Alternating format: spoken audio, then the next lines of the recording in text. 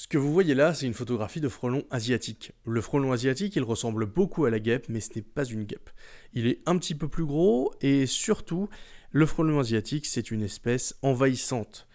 On peut dire aussi invasive. Et on va voir pourquoi.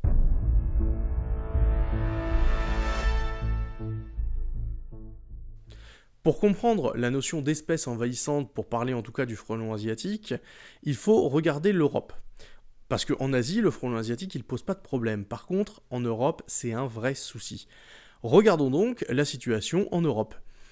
En Europe, on a une abeille qui existe et qui est une grande pollinisatrice. Elle sert aux végétaux à se reproduire. Pour se nourrir, l'abeille elle a besoin de nectar végétal et aussi de pollen. Et il se trouve que beaucoup de plantes, notamment celles à fleurs, ont besoin des insectes pour se reproduire, pour aller aussi dans de nouveaux endroits via leurs graines. Les fruits, les autres animaux les mangent et du coup elles vont disséminer l'espèce. Les abeilles permettent à beaucoup de fleurs d'être fécondées et donc elles sont hyper importantes pour les fruits ou les espèces. Elles sont mangées par quelques animaux, ces abeilles, par exemple les mésanges, mais rien ne les menace vraiment. En tout cas rien jusque 2004. À cette époque, il y a un premier nid de frelons asiatiques qui est découvert et depuis on lutte contre cet insecte en France et dans toute l'Europe. L'adulte, il mange pas les abeilles contrairement à ce qu'on pense. Il chasse les abeilles pour nourrir sa larve. Euh, En effet, le frelon asiatique, en Europe, il n'a pas de prédateur et il doit nourrir sa larve, du coup, il a un énorme garde-manger. En gros, le frelon asiatique, il se nourrit, il se reproduit, parce qu'il y a des ruches qui existent un peu partout, et du coup, ça lui fait vraiment un énorme garde-manger. Et vu qu'il a aucune menace, sa population, elle augmente, et du coup, la population des abeilles diminue en conséquence. Et les abeilles sont pas les seules à être victimes de ça. Le frelon asiatique, c'est un insecte très territorial, et contrairement à son cousin européen, qui agresse peu, lui, il est particulièrement agressif.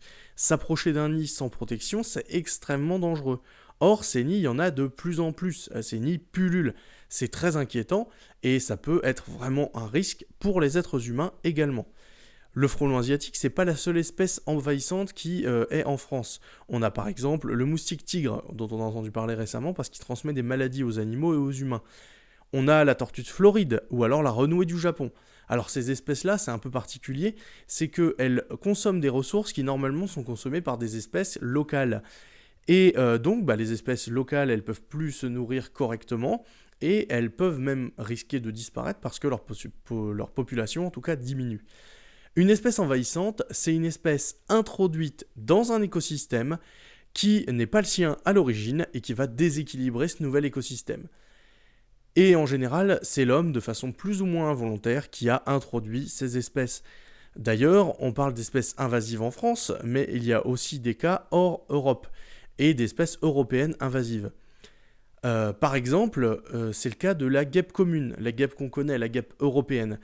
En Océanie, donc en Australie et en Nouvelle-Zélande, c'est une espèce considérée comme invasive.